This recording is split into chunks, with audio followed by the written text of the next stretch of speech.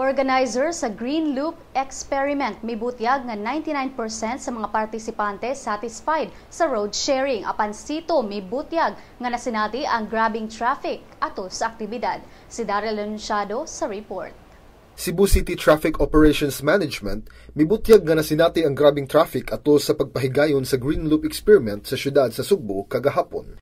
Si CITOM Executive Director Rafael Christopher Yap nibutyag nga grabe ang nasinating traffic kagahapon apan padayong nagdagan ang mga sakyanan.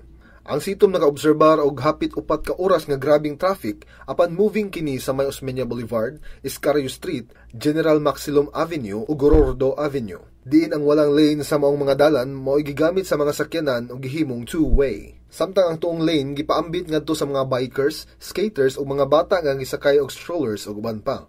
Apan ang mga organizers sa Green Loop Experiment mibutyag nga kinahanglan ang disiplina sa kadalanan. Si Mark Canton sa Movement for Livable Cebu nibutyag na doon nagyoy na sinating kahasol ug ang uban nisugyot nga buhaton ng experiment sa tungang gabi. Apan kinahanglang nilang suwayan ang experiment diin dunay mga sakyanan ug pedestrian sa kadalanan. Kini si Daryl Anunciado alang sa Sunstar Pilipinas.